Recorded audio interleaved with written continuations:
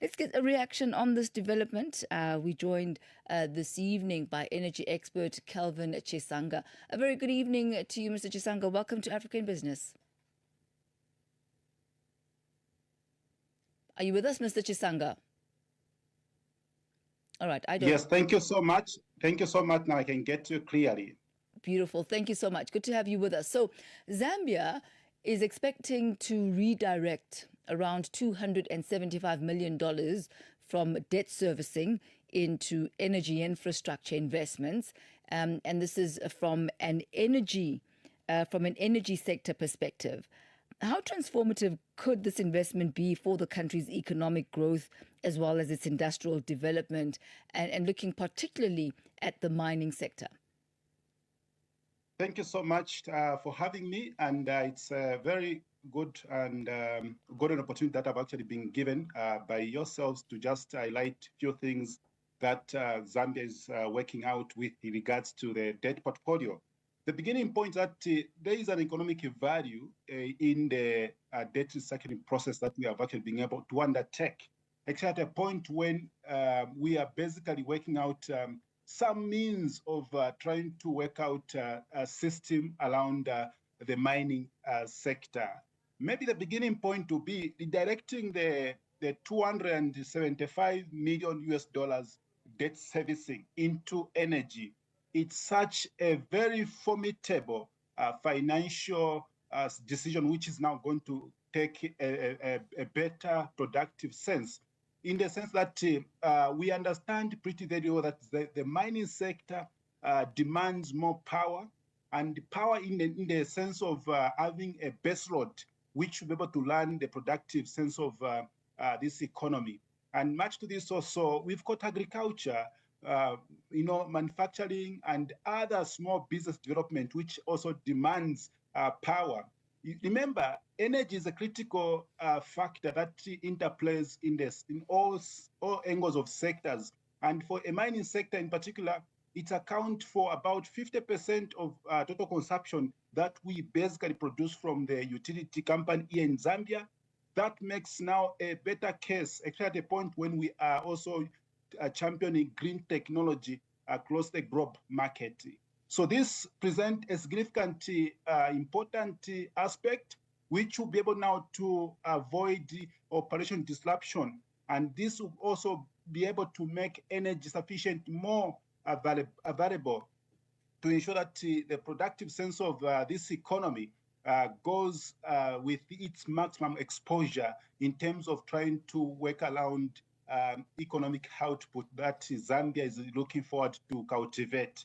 And this is important also to a point where even the Forex market will have an aggressive interplay, meaning will not be able to have a trade balance erosion, which takes place sometimes when we are not doing very well. But with the case right now, it will support expansion of investment and productive investment capacity as well. So meaning beyond mining and beyond energy, we are now going to see a broad-based sort of interplay in the economy, where we're not going to just depend on one sector standing there. We have different other sectors that will be able to make something good from there.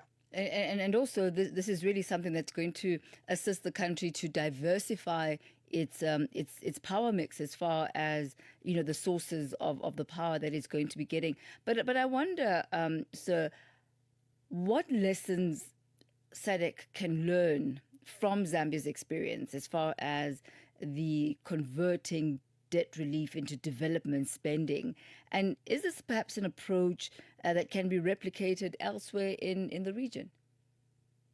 Okay, Zambia's approach in terms of trying to tackle the debt question has been giving now some substantial impact, especially when it comes to countries that are around or within the class of debt ambiguous of some sort.